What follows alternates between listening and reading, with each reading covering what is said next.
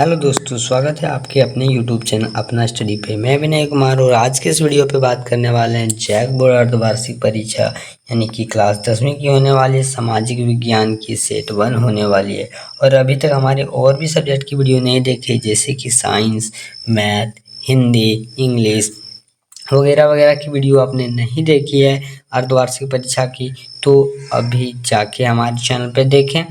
तो ये वीडियो थोड़ा सा लंबा हो सकता है, मगर आपको ऐसा फील नहीं होने दूंगा कि वीडियो लंबा है। तो कुर्सी की पेटियां बांध लो, क्योंकि इस वीडियो में तूफान आने वाला है। तो चलिए देखते हैं क्वेश्चन नंबर 1 से। क्वेश्चन नंबर 1 कह रहा है, निम्नलिखित में से कौन जैव रसायन यानी कि जैव संसाधन का उदाहरण है। ठीक है, तो मनुष्य होगा, या फिर जल, या फिर सूर्य ताप, या लौह अयस्क। तो इसका correct answer option number A यानी कि मनुष्य हो जाएगा। चलो नेक्स्ट क्वेश्चन देखते हैं। सेकंड नंबर क्वेश्चन क्या कह रहा है कि मानव जीवन की गुणवत्ता और विश्व शांति बनाए रखने के लिए संसाधनों का समाज में कैसा बंटवारा होना चाहिए। अमीर के हिसाब से, सरकार के हिसाब से, गरीब के हिसाब से, या फिर न्याय संगत के हिसाब से। तो इसका करेक्ट आंसर ऑप्शन नंबर 4 न्याय संगत के हिसाब से हो जाएगा। चलिए नेक्स्ट क्वेश्चन देखते हैं। क्वेश्चन नंबर 3 कह रहा है कि निकोबारी कबूतर जो है जो किस जाति की श्रेणी से आते हैं। सामान्य जाति श्रेणी से आते हैं, दुर्लभ जातियां से आते हैं, या फिर स्थानीय जातियां से आते हैं, या फिर लुप्त जातियां से आते हैं। तो इसका करेक्ट आंसर ऑप्शन सी यानी स्थानीय जातियां से आते हैं। चलिए नेक्स्ट क्वेश्चन देखते हैं। क्वेश्चन नंबर 4 कह रहा है, निम्नलिखित में से कौन सम्मिलित नहीं है। महानदी हीराकुंड परियोजना, मतलब महानदी पर हीराकुंड है, इस तरह का सम्मिलित कौन सा मैच नहीं कर रहा। टीका भूमि सागर टैंक, जल टैंक, इंतमास, हैज खास, गंगा भाखड़ नागर परियोजना, कौन मैच नहीं कर रहा। तो इसका करेक्ट आंसर ऑप्शन नंबर 4 यानी कि ऑप्शन नंबर डी गंगा भाखड़ नागर परियोजना हो जाएगा करेक्ट। चलिए नेक्स्ट क्वेश्चन देखते हैं। क्वेश्चन नंबर 5 कह रहा है, रबी फसलों को किस ऋतु में बोया जाता है। ग्रीष्म में, शीत में, वर्षा में, या उपयुक्त सभी। तो इसका correct answer option number B यानी कि शीत हो जाएगा। चलिए नेक्स्ट क्वेश्चन देखते हैं। क्वेश्चन नंबर 6 कह रहा है कि चाय किस प्रकार की कृषि का उदाहरण है। चाय की खेती किस प्रकार की कृषि है। जीवन निर्वाह कृषि, प्रारंभिक कृषि, रोपण कृषि, या झूम कृषि। तो इसका correct answer option number C यानी कि झूम कृषि है। और अभी तक हमारी वीडियो को लाइक नहीं किया और चैनल को सब्सक्राइब नहीं किया तो जल्दी से कर दो, और जितना हो सके वीडियो को शेयर कर दो। चलिए नेक्स्ट क्वेश्चन देखते हैं। 7 नंबर क्या कह रहा है कि झारखंड की गुआ में और नौमुंडी में कौन सा खनिज पाया जाता है। लौह अयस्क, कोयला, तांबा, या फिर अभ्रक।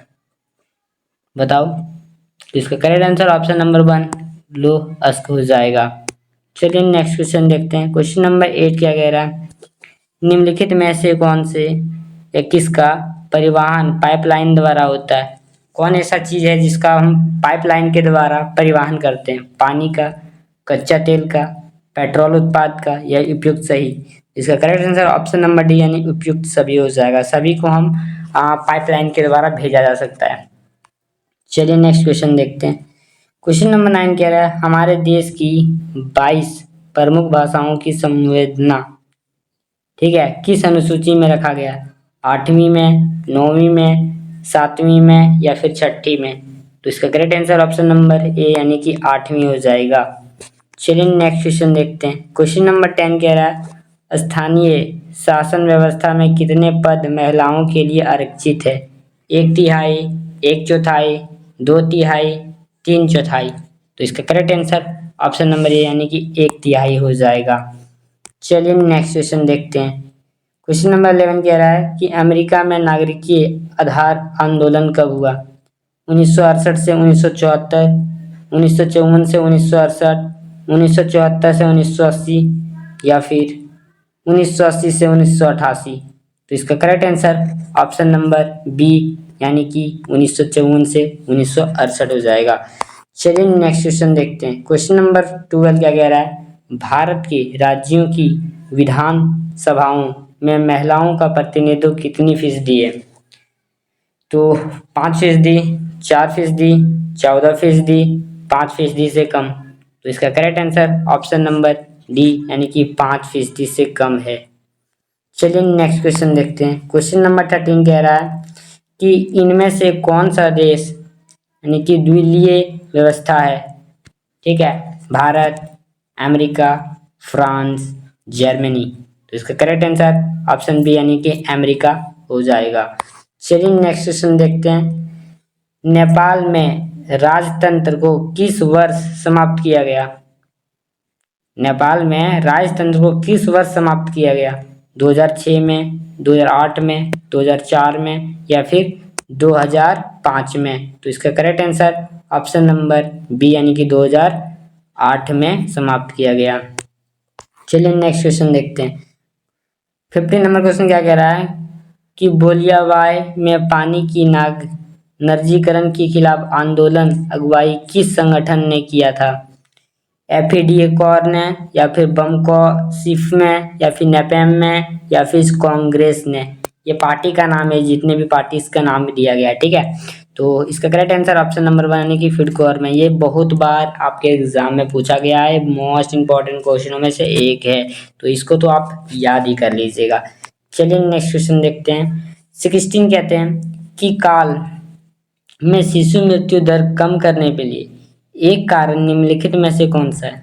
सार्वजनिक वितरण प्रणाली का सही क्रिया निवास या फिर उत्तम परिवहन व्यवस्था या शिक्षा एवं स्वास्थ्य जैसे मौलिक सुविधाओं को पर्याप्त उपलब्धता या फिर उच्च प्रति व्यक्ति आय।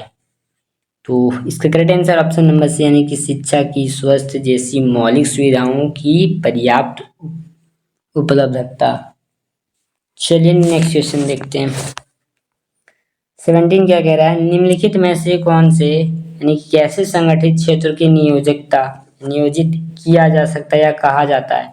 कृषि मजदूर को या फिर बहुराष्ट्रीय कंपनियों का अस्थायी कर्मचारी को या फिर लघु उद्योगों की श्रेणी को या फिर कबड्डी वाली को।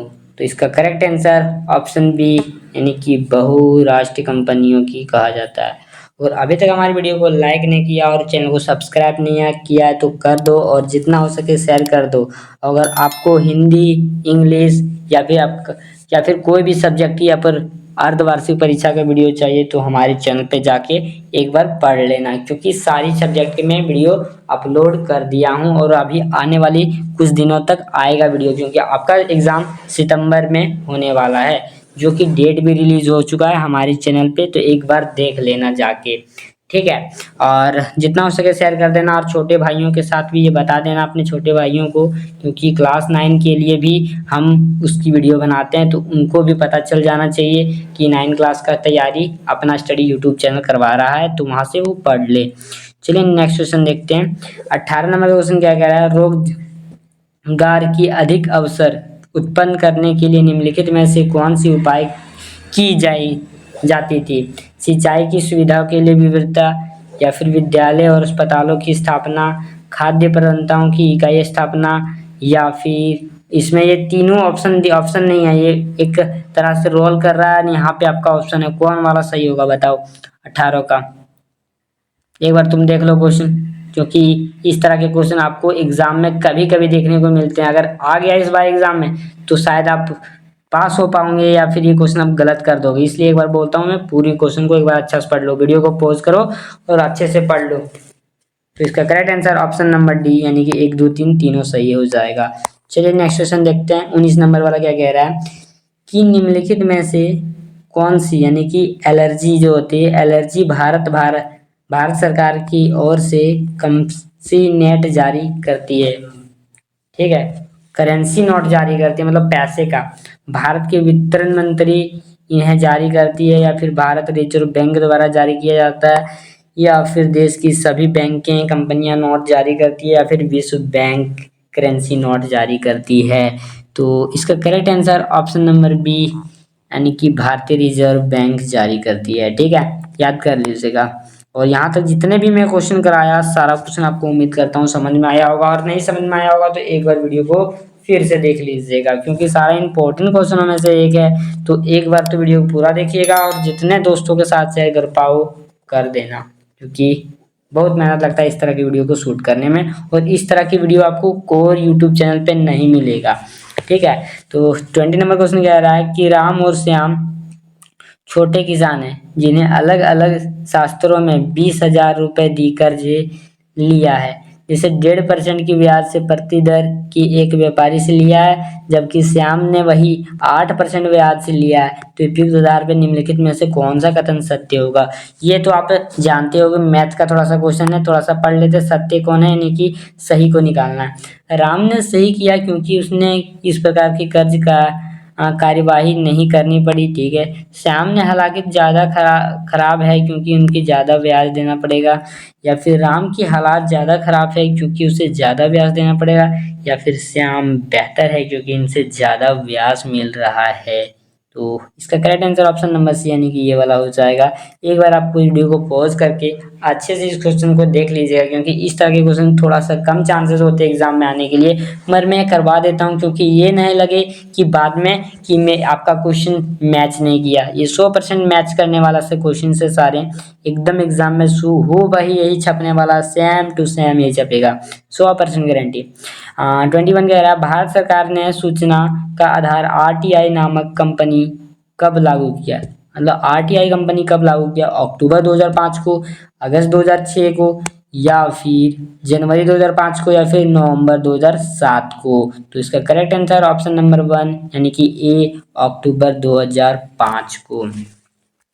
चलिए नेक्स्ट क्वेश्चन देखते हैं। 22 कह रहा है कि सरकार द्वारा अवरोधी को प्रतिनिधित्व को हटाने की प्रक्रिया क्या कहलाती है। विश्वनीकरण, निर्जलीकरण, उदासीनीकरण, राष्ट्रीयवाद। तो इसका correct answer option number C यानी कि उदारीकरण कहलाती है। ठीक है, चलिए नेक्स्ट क्वेश्चन देखते हैं। 23 कह रहा है कि एंड्रस्ट रैन जो है, यानी कि इंग्लिश से भी लिखा है हिंदी से, किस देश की दार्शनिक थे। मतलब वो वैज्ञानिक थे, एक तरह से दार्शनिक थे। तो कौन से देश के थे, जर्मनी के, फ्रांस के, फ्रांसीसी के, या फिर अमेरिका के, या फिर भारत के। तो इसका correct answer option number B, फ्रांसीसी के थे। ठीक है, चलिए नेक्स्ट क्वेश्चन देखते हैं। 24 फ्रांसीसी क्रांति कब हुई। फ्रांस की क्रांति कब हुई ये पूछ रहा है। 1789 ईस्वी को, 1757 ईस्वी को, 1857 ईस्वी को, 1757 ईस्वी को, या फिर 1947 ईस्वी को। तो ये सबको पता है कि भारत कब आज़ाद हुआ था, 1947, यानी कि ऑप्शन डी में आज़ाद हुआ था। मगर फ्रांस कब आज़ाद हुआ था, या फ्रांस की क्रांति कब हुई। तो इसका करेक्ट आंसर ऑप्शन नंबर 1 यानी कि 1889 ईस्वी में फ्रांस की क्रांति हुई थी। और अभी तक वीडियो को लाइक नहीं किया और चैनल को सब्सक्राइब नहीं किया तो जल्दी से कर दो, जितना हो सके वीडियो को शेयर कर दो। और कैसा लगा ये इतनी क्वेश्चन करने के बाद, या फिर कितने सही हो रहे हैं ये तो कमेंट में बता देना। चलिए नेक्स्ट क्वेश्चन देखते हैं। 25 नंबर क्वेश्चन क्या कह रहा है, यंग इटली भूमिगत संगठन का स्थापना कौन थे। हेक्टर ने किया था, हिटलर या हिटलर एक ही है, नेपोलियन ने किया था, जिसपे मेस्सी ने किया था, या फिर कार्ल मार्क्स ने किया था। तो इसका correct answer option number C यानी जेप्से मेस्सी ने किया था। चलिए नेक्स्ट क्वेश्चन देखते हैं। महात्मा गांधी दक्षिण अफ्रीका से भारत कब लौटे। ये क्वेश्चन थोड़ा सा इंपॉर्टेंट है।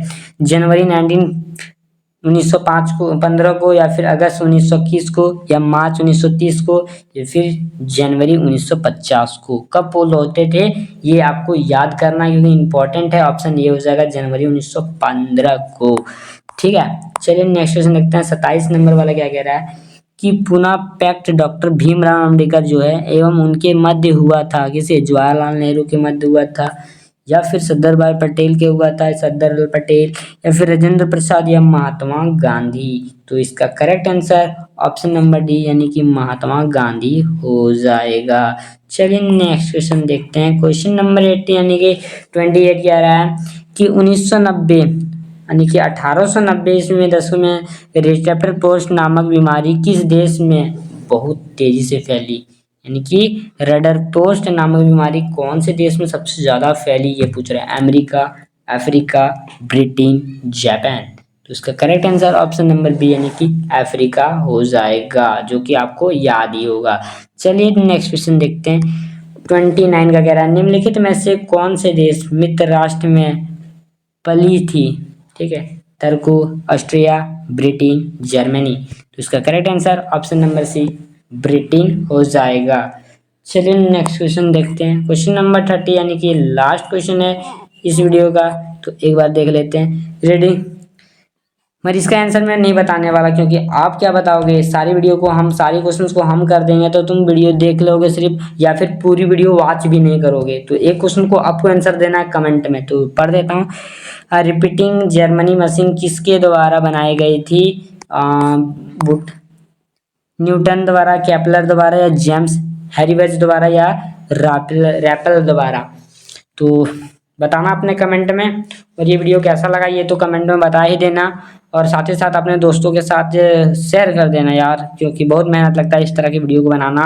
और ये सब इंपॉर्टेंट क्वेश्चंस है जो कि आपके एग्जाम में यानी कि हाफ ईयरली एग्जाम में डायरेक्ट पूछे जाएंगे, ठीक है। और अपने छोटे भाइयों के साथ शेयर कर देना, अपने 9 क्लास वाले स्टूडेंट अपने छोटे भाइयों के साथ ही उसलिए शेयर करना क्योंकि 9 क्लास की भी तैयारी करवाई जा रही है, और जल्द ही क्लास 8वीं की भी तैयारी करवाई जाएगी। तो सबको शेयर कर देना, और नोटिस वगैरह जो भी आया हमारे चैनल पे एक बार विजिट कर लेना, ठीक है, क्योंकि नोटिस वगैरह बहुत चीज़ आया हुआ है, तो एक बार देख लेना।